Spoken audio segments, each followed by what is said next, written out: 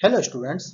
उच्च शिक्षा विभाग मध्य प्रदेश शासन की ओर से तैयार किए गए e content for post graduate classes के लिए यह मॉड्यूल तैयार किया गया है ना, which is for MSc chemistry and the year is second year, semester is third semester and the paper is optional paper 2, which paper code is MCH505 and the paper title is polymers and the topic of this module is chemical analysis. So students, I am Rupesh Kushwaha, Assistant Professor, Department of Chemistry, Government Shyam Sundar Agarwal College, Siora, Jabalpur. And the content reviewer are Dr. Alka Pradhan, Dr. Bharti Jain, Dr. Jyoti Saxena, Dr. Roli Shukla. Now the description of topic. The subject is chemistry, year MSc, third semester, title of paper, paper 2, optional, polymers. And इस module को शुरू करने के पहले या समझने के पहले स्टूडेंट्स को क्या नॉलेज होना चाहिए। सो प्री रिक्विजिट्स और स्टूडेंट्स को पता होना चाहिए कि what is the definition of polymer, molecular mass of polymers, basic idea about the mass spectrometry and gas chromatography. Students को अणुभार, पॉलीमर के अणुभार और मास स्पेक्ट्रोमेट्री का बेसिक नॉलेज होना चाहिए। उन्हें गैस क्रोमेटोग्राफी के बारे में भी कुछ जानकारी शुरू से होना चाहिए। And after completing this module student will be able to, इस मॉड्यूल के खत्म होने के पश्चात जो स्टूडेंट्स हैं वो किस काबिल हो जाएंगे। So they can be analyse structure of polymers by mass spectrometry. Mass spectrometry की सहायता से वो पॉलीमर का स्ट्रक्चर का विश्लेषण कर सकते हैं। Explain use of gas chromatography to detect structure of polymers. Polymer के स्ट्रक्चर को ज्ञात करने के लिए वे गैस क्रोमेटोग्राफी का जो यूज है उसको एक्सप्लेन कर सकते हैं। And interpret the mass spectra of gas chromatogram. जो गैस क्रोमेटोग्राम होगा उसका मास स्पेक्ट्रा जो है गैस क्रोमेटोग्राम और मास क्रोमेटोग्राम को वो क्या कर सकते हैं, इंटरप्रेट कर सकते हैं। Now the analysis and testing of polymers. Now the whole module, or you can say a whole unit, will cover the following 6 points: the chemical analysis of polymers, spectroscopic methods, X-ray diffraction analysis, microscopy, thermal analysis and physical testing. इसमें हम पढ़ेंगे chemical analysis of polymers, polymer का रासायनिक विश्लेषण, spectroscopic विधियां, x ray विवर्तन विश्लेषण, microscopy तापीय विश्लेषण और physical testing. So first of all हम केमिकल एनालिसिस ऑफ पॉलीमर्स की बात करते हैं। तो स्टूडेंट्स, जो केमिकल एनालिसिस होता है पॉलीमर्स का, वो जो आपके पॉलीमर्स की बात करें तो पॉलीमर्स एक मैक्रोमोलिक्यूल होता है। तो इसका जो केमिकल एनालिसिस होता है, केमिकल एनालिसिस इसका ठीक वैसा ही होता है जैसा कि हम लो मॉलिक्यूलर वेट का केमिकल एनालिसिस करते हैं। बस यहाँ पर थोड़े कुछ मॉडिफिकेशन हमको करना होते हैं। चलिए आइए देखते हैं, समझते हैं कि कौन कौन से मॉडिफिकेशन हमको यहाँ पर लगेंगे। The structural analysis and the study of degradation properties are important in order to understand and improve the performance characteristics of synthetic polymers and copolymers in many industrial applications. बहुत सारे जो इंडस्ट्रियल एप्लीकेशंस हैं, औद्योगिक जो आपके अनुप्रयोग हैं, उसमें जो कोपोलीमर और पॉलीमर्स हैं उसके अगर हम क्या करें, स्ट्रक्चरल एनालिसिस और उसके जो डिग्रेडेशन प्रॉपर्टीज होती है अगर हम उसका अध्ययन करते हैं, उसके बारे में अगर हम कुछ जानकारी हासिल कर पाते हैं तो क्या होता है कि जो पॉलीमर्स हैं उसके इंप्रूवमेंट में हमको बहुत ज़्यादा सहायता मिलती है। इसलिए हम क्या करते हैं, केमिकल एनालिसिस पॉलीमर्स का करते हैं। So the chemical analysis of polymers is not basically different from the analysis of low molecular weight organic compounds. Polymers का जो केमिकल एनालिसिस है वो बहुत ज़्यादा एक उसमें डिफरेंस नहीं होता है जो लो मॉलिक्यूलर मास के जो हम ऑर्गेनिक कंपाउंड का जो केमिकल एनालिसिस करते हैं लेबोरेटरीज में, ठीक वैसा ही एनालिसिस पॉलीमर्स का भी होता है। लेकिन यहाँ कुछ चेंजेस हैं। that provided that appropriate modification is made to ensure solubility or the availability of site of reaction। यहाँ क्या होता है, जो पॉलीमर्स होते हैं बच्चों वो क्या होते हैं, जो सॉल्वेंट है उसमें सॉल्युबिलिटी उनकी कम होती है। किसके कंपैरिजन में, जो लो मॉलिक्यूलर ऑर्गेनिक कंपाउंड्स होते हैं, एक तो वो दूसरा क्या होता है साइट ऑफ रिएक्शन। पॉलीमर्स में क्या होता है साइट ऑफ रिएक्शन जो होती है वो बड़ी मतलब आसानी से हमको देखने को नहीं मिलती है। तो ये दो मॉडिफिकेशन अगर हम कर लेते हैं, एक तो क्या साइट ऑफ रिएक्शन अगर हम पहचान लें और दूसरा जो पॉलीमर है उसको हम किसी सॉल्वेंट में डिसॉल्व कर पाए तो उसका केमिकल एनालिसिस हम क्या कर सकते हैं अच्छे से कर सकते हैं। ठीक है ना students. Now, there are two powerful techniques for chemical analysis of polymers. Polymers के chemical analysis में दो powerful techniques यहाँ पर हम देखने वाले हैं। एक तो होता है mass spectrometry और दूसरा गैस क्रोमेटोग्राफी। ठीक है स्टूडेंट्स।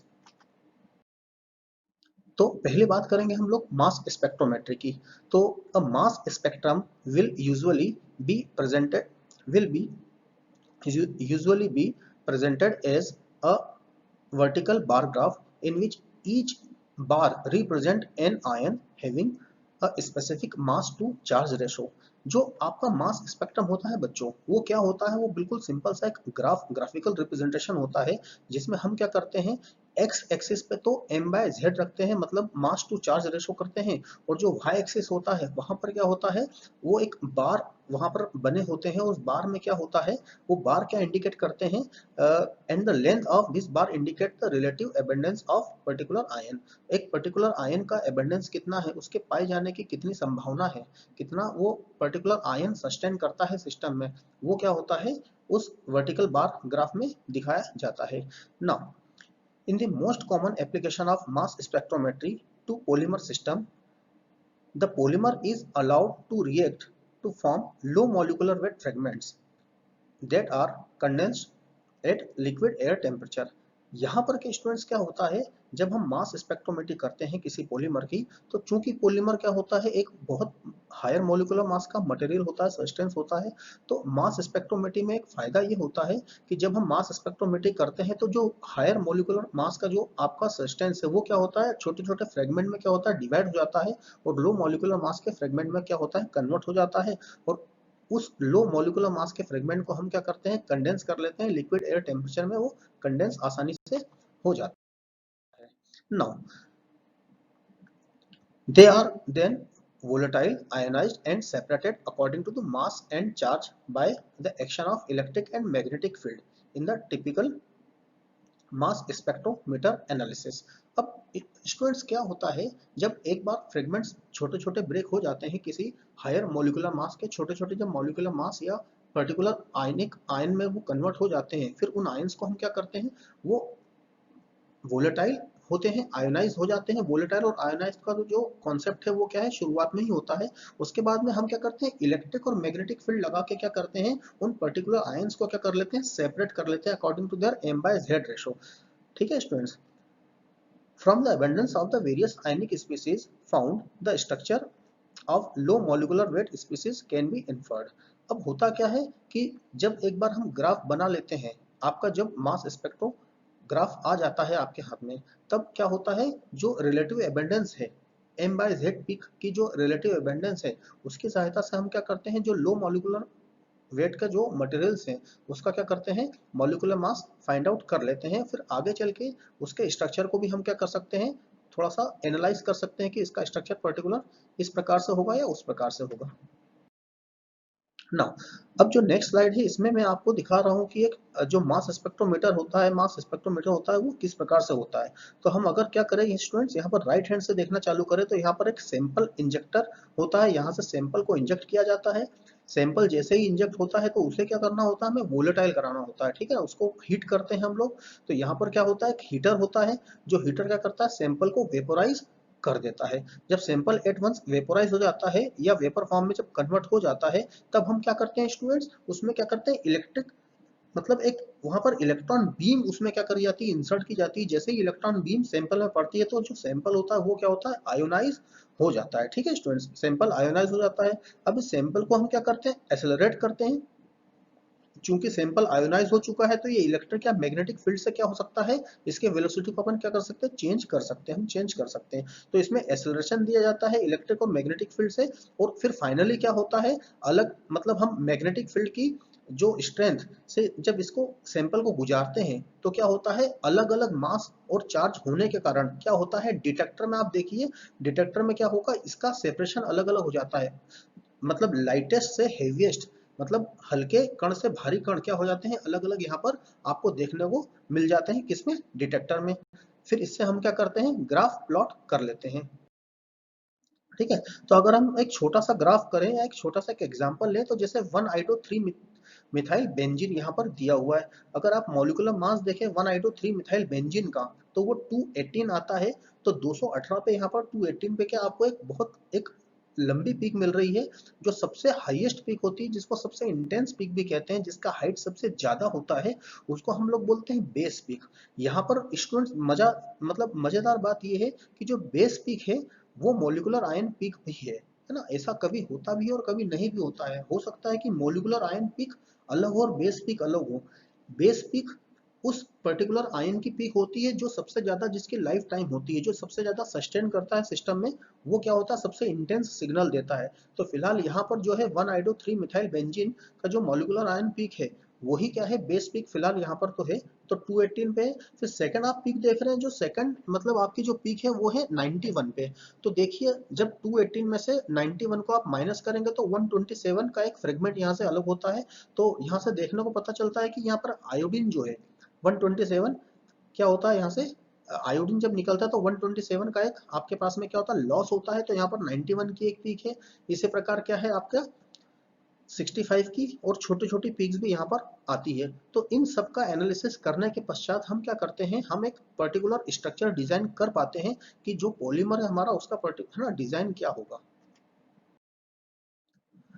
द मेजरमेंट, अब अगर आपको क्या करना है, अगर ये चाहते हैं आपकी जो मास स्पेक्ट्रोमेट्री में जब आप काम कर रहे हैं, स्टूडेंट्स मैं आपको ये भी बताना चाहूंगा कि मास स्पेक्ट्रोमेट्री क्यों कहते हैं, इसको स्पेक्ट्रोस्कोपी क्यों नहीं कहते हैं। ठीक है, ये भी एक इंपॉर्टेंट यहाँ पर क्वेश्चन है, जो कि जेम के क्वेश्चन, आईआईटी जेम वगैरह के क्वेश्चंस में पूछा जाता है, या सीएसआईआर में कुछ बेसिक लेवल का क्वेश्चन ऐसा आ सकता है।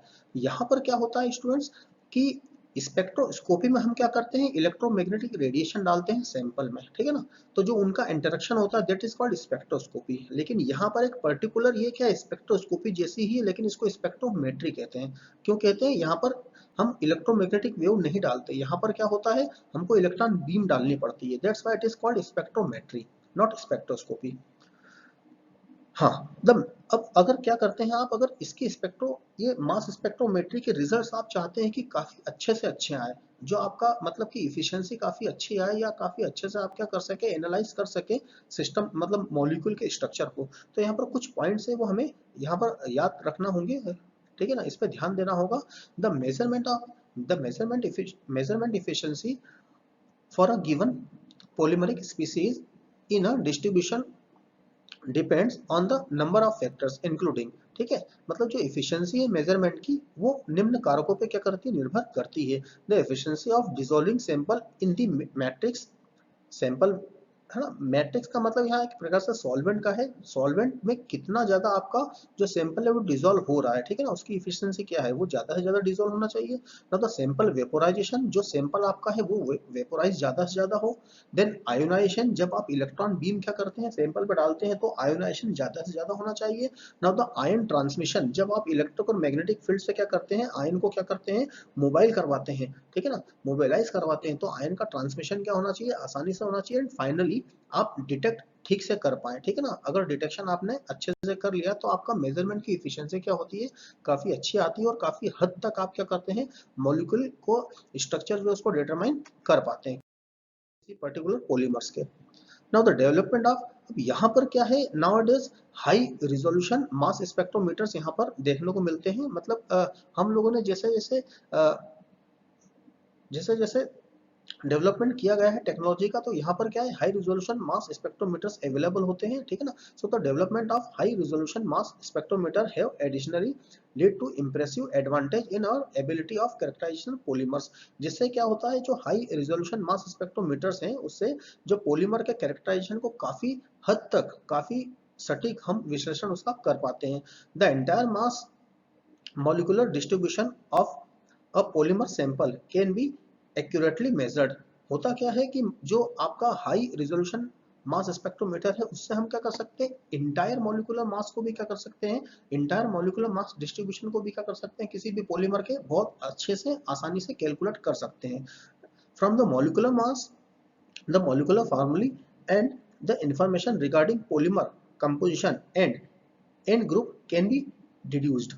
ठीक है students, molecular mass at once आप निकाल लेते हैं तो फिर उससे मॉलिक्यूलर मास से फिर मॉलिक्यूलर फार्मूला निकाल सकते हैं। मॉलिक्यूलर फार्मूला से फिर क्या कर सकते हैं आप, जो इंटायर कंपोजिशन है पॉलीमर की वो भी फाइंड आउट कर सकते हैं। एंड ग्रुप का कैलकुलेशन भी, एंड ग्रुप का डिटर्मिनेशन भी यहाँ से किया जा सकता है। However, the difficulty in applying this technique is this technique to polymers has been volatilizing high molecular mass polymers ions without fragmentation। ये जो टेक्निक है, इस टेक्निक की एक समस्या ये है, एक इसकी डिमेरिट ये है कि विदाउट फ्रेगमेंट के हमको क्या करना पड़ता है, हाई मॉलिक्यूलर मास का जो पॉलीमर है उसको क्या करना पड़ता है, पूरे के पूरे पॉलीमर का वोलेटाइल करना पड़ता है। तो ये एक इसका ड्रॉबैक है। तो soft ionization mass spectrometry in which only intact molecular ion are observed with minimal fragmentation। होता यह है कि जो सॉफ्ट आयनाइजेशन मास स्पेक्ट्रोमेट्री है उसमें क्या है, मिनिमल आयन फ्रेगमेंटेशन के साथ हम क्या कर पाते हैं, वर्क कर पाते हैं। मतलब आप जो आपका मैक्रोमोलिक्यूल है, जो आपका पॉलीमर है उसका बहुत ज्यादा फ्रेगमेंट नहीं होते हैं और वैसे कि वैसे ही हम क्या कर सकते हैं, उसको डिटेक्ट कर सकते हैं सॉफ्ट आयनाइजेशन मास स्पेक्ट्रोमेट्री में। Offered both chain length distribution and chemical composition. इससे क्या होता है, दोनों चीजें आपको आसानी से ज्ञात हो जाती है। चेन लेंथ डिस्ट्रीब्यूशन भी हो जाता है, ठीक है, किसी भी पॉलीमर का, और chemical composition at every chain length. और सारी के सारी जो चेन लेंथ है, मतलब प्रत्येक चेन लेंथ पे जो केमिकल कंपोजिशन है किसी पर्टिकुलर पॉलीमर का, वो भी आप क्या कर सकते हो, आसानी से डिटेक्ट कर सकते हो, आसानी से डिड्यूस कर सकते हो। किससे, सॉफ्ट आयनाइजेशन मास स्पेक्ट्रोमेट्री से।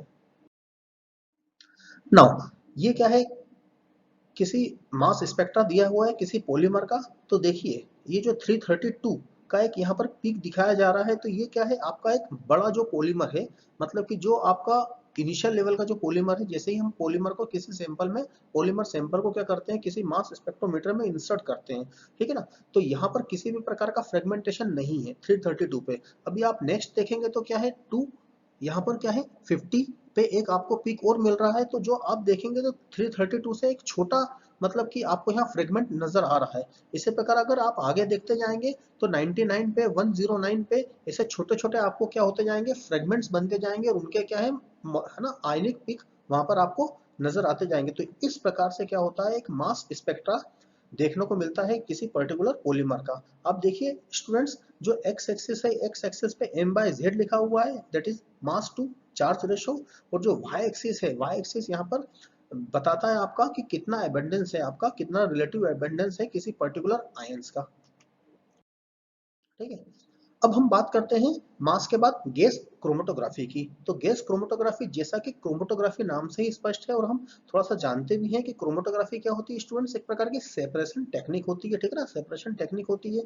तो यहाँ पर क्या method of separation polymers in which gaseous or vaporised component are distributed between a moving phase and. यहाँ पर क्या है, मूविंग फेज में हम क्या करते हैं, मोबाइल फेज में क्या करते हैं, जो पॉलीमरिक सैंपल होता है उसका गैसियस या वेपोराइज कंपोनेंट क्या करते हैं, लेते हैं मूविंग फेज में, ठीक है ना, मूविंग गैस फेज में। और यहाँ पर जो फिक्स्ड फेज होती है या जो स्टेशनरी फेज होती है वो क्या होती है, लिक्विड फेज होती है या फिर सॉलिड फेज होती है, जो कि एक प्रकार का क्या है, एडजॉर्बेंट का काम करता है, ठीक है। मतलब उस पर क्या होता है, अधिशोषण होता है, ठीक है ना। लिक्विड पे या सॉलिड पे क्या होगा, अधिशोषित होगा, अधिशोषण होगा, किसका होगा बेटा, अधिशोषण, अधिशोषण होगा आपका वेपोराइज्ड गैस फेज का। The components pass through chromatographic column and are detected their number, nature and amounts। ठीक है। अब क्या होता है, जो कंपोनेंट होता है वो क्रोमेटोग्राफिक कॉलम से गुजारे जाते हैं, क्रोमेटोग्राफिक कॉलम से उनको वन बाय वन सेपरेट किया जाता है, उसके बाद में उनको डिटेक्ट किया जाता है, उनके नंबर्स को, नेचर को और अमाउंट्स को। कैसे होता है ये, हम सब्सिक्वेंट स्लाइड में ये देखते हैं। By a continuous succession of adsorption or elution step taking place at a specific rate for each component, separation is achieved। अब क्या होता है, क्रोमेटोग्राफिक कॉलम का जब हम सेपरेशन करते हैं तो वहां पर क्या होता है, हमको कंटिन्यूस सक्सेशन करना पड़ता है एडजॉर्प्शन जो भी मटेरियल हो गया है उसका, ठीक है ना। या इसको ये कह सकते हैं इल्यूशन स्टेप, हमको क्या करना पड़ती है, कंटिन्यूस इल्यूशन स्टेप यहाँ पर लगाना होती है, जिससे क्या होता है एक स्पेसिफिक रेट से, एक विशिष्ट दर से क्या होता है, एक एक कंपोनेंट क्या होता है उसका बाहर आ जाता है, ठीक है ना, क्रोमेटोग्राफिक कॉलम से। The component are detected by one of several methods. अब जितने भी आपके जो कंपोनेंट्स निकले हैं बाहर, एक एक कंपोनेंट जो बाहर आते हैं उसको किसी एक मेथड से या किसी अलग अलग विधियों से क्या कर सकते हो, डिटेक्ट कर सकते हो, ठीक है। As as they emerge successfully from the chromatographic column, जैसे जैसे वो क्रोमेटोग्राफिक कॉलम से बाहर आते जाते हैं वैसे वैसे आप क्या कर सकते हो, पर्टिकुलर कंपोनेंट को एक या किसी अलग अलग विधियों द्वारा क्या कर सकते हो, डिटेक्ट कर सकते हो, उसकी पहचान कर सकते हो। As the polymer are non volatile under the usual condition using in GC. अब होता क्या है, गैस क्रोमेटोग्राफी में जो हम पॉलीमर ले रहे हैं, क्योंकि वो तो क्या होता है नॉन वोलेटाइल नेचर का होता है, यूजुअल कंडीशन अगर नॉर्मल टेम्परेचर प्रेशर की बात करें तो जो हमारे मैक्सिमम पॉलीमर है वो क्या है बेटा, नॉन वोलेटाइल पॉलीमर है, ठीक है। तो क्या होता है, this technique is used for analysing the volatile product of the degradation of high molecular weight compound.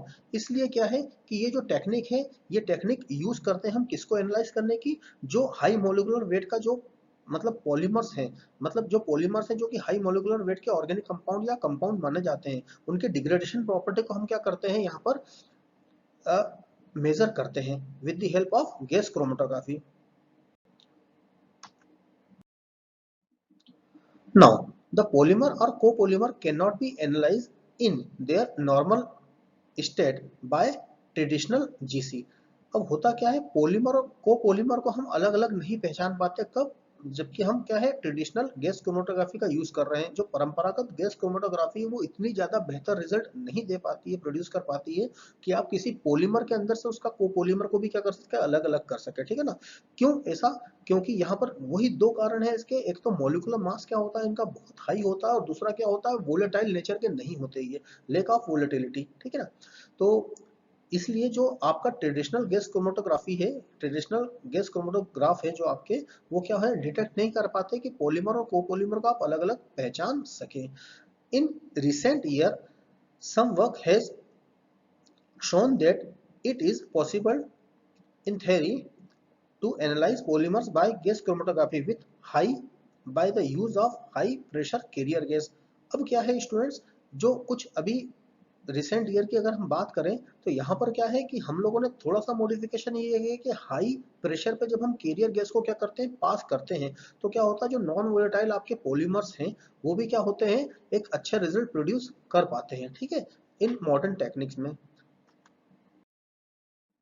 अब एक ये जो नेक्स्ट स्लाइड है, इस स्लाइड में मैं एक गैस क्रोमेटोग्राफी या का एक यहाँ पर एक सिस्टमेटिक डायग्राम यहाँ पर देखने को मिलता है। इसको हम यहाँ से लेफ्ट हैंड साइड से देखना शुरू करते हैं। तो लेफ्ट हैंड साइड में देखिए आप लोग, यहाँ पर क्या करते हैं, हम गैस सैंपल को इजेक्ट करते हैं, ऊपर से आप एक इंजेक्शन जैसा एक यहाँ पर एक इंस्ट्रूमेंट देख रहे हैं, यहाँ से सैंपल को इंजेक्ट किया जाता है। अब सैंपल को इंजेक्ट तो आप कर देंगे, लेकिन उसको क्या लगेगा, कैरियर लगेगा, ठीक है ना, उसको कैरियर लगेगा आगे मूव करने के लिए। तो कैरियर यहाँ पर क्या, हमने फिलहाल यहाँ पर कैरियर गैस ले रखी है, यहाँ लिक्विड भी ले सकते हैं, यहाँ पर फिलहाल इस डायग्राम में कैरियर गैस का हम यूज कर रहे हैं, ठीक है ना। और यहाँ पर क्या है, कैरियर गैस का एक रेगुलेटर भी होता है, हम उसको रेगुलेट करते हैं, ठीक है। अगर आपने यहाँ पर कैरियर गैस बहुत ज्यादा तेज गति से क्या कर दी, बहुत ज्यादा स्पीड से क्या कर दी, कैरियर गैस यहाँ से फ्लो कर दी, पास कर दी, तो मे बी पॉसिबल कि आगे चल के जो स्टेशनरी फेज है उस पर एब्जॉर्प्शन आपका बहुत अच्छे से न हो पाए। तो आपको यहाँ पर एक बहुत इंपॉर्टेंट चीज ध्यान रखना है कि कैरियर गैस का जो रेगुलेशन है, वो कैरियर गैस का रेगुलेशन भी क्या हो, आपका एक मॉडरेट रेट पे होना चाहिए, न तो ज्यादा ज्यादा लेंगे आप, न तो ज्यादा कम लेंगे, ठीक है स्टूडेंट्स। अब यहाँ से कैरियर गैस जब फ्लो कर दी जाती है with the help of regulator, तो क्या होता है, कैरियर गैस और सैंपल ये एक दूसरे में मिक्स हो जाते हैं, और कैरियर गैस के सहारे क्या होता है, सैंपल भी आपका आगे कॉलम में क्या करता है, मूव करता है। अब कॉलम में क्या होता है, कॉलम में हम लिक्विड या फिर सॉलिड स्टेशनरी फेज के रूप में लेते हैं, जिस पर क्या होता है, आपके सैंपल का क्या होता है, एड्जॉर्प्शन होता है। अब यहाँ पर ऐसा होता है कि जो अलग अलग जब हम क्या करते हैं कॉलम में, जो एड्जॉर्प्शन की जो रेट होती है, एड्जॉर्प्शन की जो अधिशोषण की जो दर होती है वो क्या होती है, अलग अलग होती है। तो यहाँ पर क्या होते हैं, जो आपका पॉलीमर कोपॉलीमर के जो फ्रेगमेंट्स हैं वो क्या होते हैं, अलग अलग निर्मित हो जाते हैं, जिनको वन बाय वन हम क्या करते जाते हैं, जिन कंपोनेंट को वन बाय वन हम क्या करते जाते हैं, यहाँ से बाहर निकालते जाते हैं और डिटेक्ट करते जाते हैं। तो देखिए आप लोग यहाँ पर डिटेक्टर दिया हुआ है आगे, यहाँ से डिटेक्टर से हम डिटेक्ट करते हैं और वेस्ट जो मटेरियल होता है वो क्या है, नीचे आपका नीचे के एरो से दिया हुआ है वेस्ट मटेरियल बाहर हो जाता है और डिटेक्टर से हम क्या डिटेक्ट कर लेते हैं कि पर्टिकुलर कंपोनेंट किस मतलब ऑर्गेनिक कंपाउंड को बिलोंग करता है, उसमें कौन कौन सा एलिमेंट है।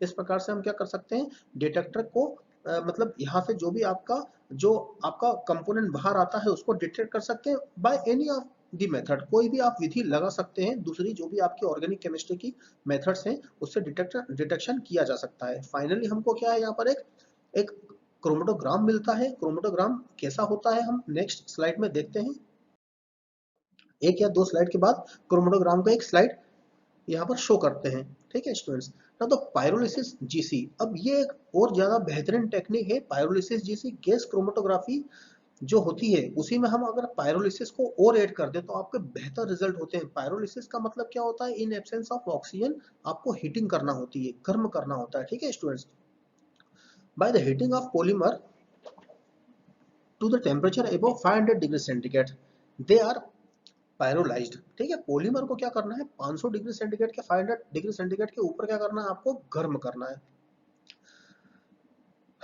दे आर पायरोलाइज्ड, तो ये पायरोलाइज हो जाएंगे into many individual fragments, fragmentation substance, छोटे छोटे इसके फ्रेगमेंट्स बन जाएंगे which can be then separated chromatographically and identified by the mass spectrometry. तो देखिए स्टूडेंट्स कितना आसान हो जाता है जब आप क्या करते हैं, पायरोलाइज कर देते हैं तो क्या होता है, जो आपका हायर मॉलिक्यूलर मास का जो पॉलीमर है वो छोटे छोटे फ्रेगमेंट में ब्रेक हो जाता है, टूट जाता है। फिर आप आसानी से उसको क्या कर सकते हैं, कन्वेंशनल मेथड से भी क्या कर सकते हैं, किसी भी गैस क्रोमेटोग्राफी से, कन्वेंशनल गैस क्रोमेटोग्राफी से भी क्या कर सकते हैं, उसको एनालाइज कर सकते हैं ना। तो pyrolysis method eliminated the need for pre treatment. अब क्या होता है, कभी भी गैस क्रोमेटोग्राफी जब हम लगाते हैं किसी पर्टिकुलर सैंपल के लिए तो हमें प्री ट्रीटमेंट देना होता है, थोड़ा सैंपल को वार्म अप वगैरह करना होता है, तो वो सारी की सारी प्रॉब्लम यहाँ पर क्या हो जाती है, दूर हो जाती है। अगर आप पायरोलिसिस जीसी कर रहे हैं तो प्री ट्रीटमेंट की आपको कोई भी आवश्यकता नहीं है। ठीक है ना। Now the gas chromatography pyrolysis G GSMS GCMS साथ में होता है, गैस क्रोमेटोग्राफी और मास स्पेक्ट्रोमेट्री। आजकल क्या है, दोनों हम लोग साथ ही में करते हैं। गैस क्रोमेटोग्राफी से आप क्या करेंगे, सेपरेट करेंगे, और मास स्पेक्ट्रोमेट्री से क्या करेंगे, उसका एनालिसिस करेंगे। तो आजकल ये क्लब करके काफी सालों से हालांकि ये टेक्निक यूज कर रहे हैं हम लोग, कि दोनों जो आपकी टेक्निक है, दोनों टेक्निक को हम क्लब करके यूज करते हैं, गैस क्रोमेटोग्राफी और मास स्पेक्ट्रोमेट्री को। ठीक है, तो ये नेक्स्ट सब्सिक्वेंट स्लाइड में पीवीसी का एक डायग्राम है वो हम शो करने वाले हैं। Now a large molecule will break apart and rearrange in a characteristic way. तो यहाँ पर क्या होता है, जो एक बड़ा सा मॉलिक्यूल होता है, लार्ज मॉलिक्यूल होता है, वो क्या हो जाता है, पायरोलिसिस के बाद क्या होता है, छोटे छोटे पार्ट्स में ब्रेक हो जाता है और रीअरेंज हो जाता है, एक अपने जो भी उसका नैतिक गुण होता है उसके अकॉर्डिंग वो क्या होता है, रीअरेंज हो जाता है। If the energy transfer to the sample is controlled by temperature, आप अगर टेम्परेचर को कंट्रोल करेंगे, जो भी आप एनर्जी सप्लाई कर रहे हैं सैंपल में, ठीक है ना, मतलब अगर टेम्परेचर कम करेंगे तो एनर्जी सप्लाई क्या हो जाएगी, कम हो जाएगी। ठीक है ना। If the energy transfer to the sample is controlled by temperature, heating rate and time, the fragmentation pattern is reproducible। अगर आप क्या करते हैं, टेम्परेचर को, हीटिंग रेट को, टाइम को एडजस्ट करते हैं, उनको कंट्रोल करते हैं, तो जो आपका फ्रेगमेंटेशन पैटर्न आएगा वो रिप्रोड्यूसिबल हो सकता है and characteristics for the original polymer. मतलब ये है कि रिप्रोड्यूसिबल का मतलब ये है कि आप उसको कहीं भी करेंगे अगर उस पर्टिकुलर टेम्परेचर, हीटिंग रेट और टाइम के साथ, तो क्या होगा, आपको वैसा के वैसे ही पैटर्न बाहर कहीं और भी मिल सकता है, दूसरे इंस्ट्रूमेंट पे भी, दूसरे प्लेस पे भी। ठीक है ना, दैट इज कॉल्ड रिप्रोड्यूसिबल।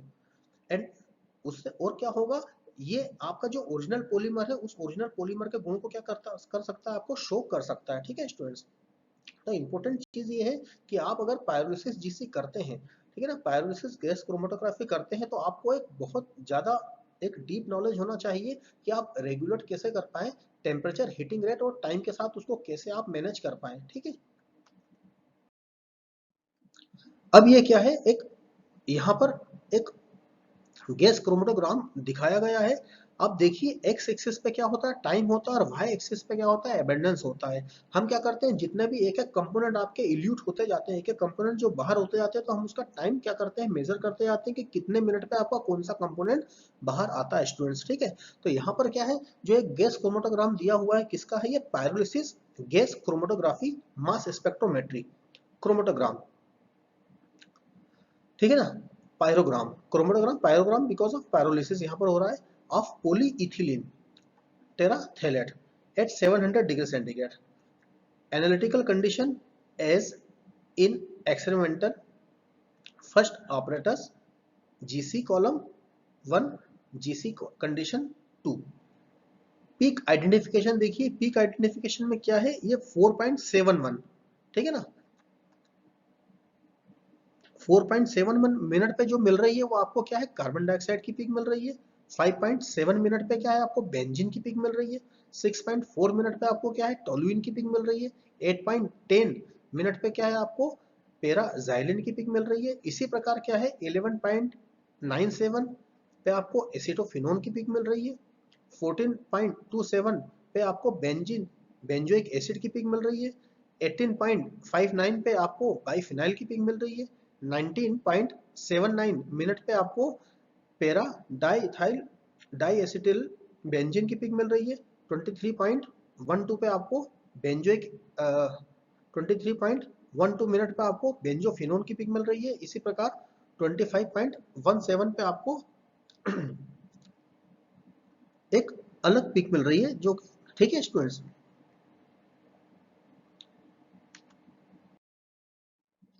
नौ, अगर आप आगे भी बुक्स वगैरह भी रेफर करना चाहते हैं तो आप बुक से भी, ये जितने भी मॉडल में मैंने आपको पढ़ाया है वो बुक से भी आप देख सकते हैं। काफ़ी एक जो, अगर हम बुक की बात करें तो इनऑर्गेनिक केमिस्ट्री जेई हुई की आप ले सकते हैं, Harper Row development in inorganic polymer chemistry, MF Lappert and GJ Lee, and Inorganic Polymers by N.H. Roy, Textbook of Polymer Science, W.F.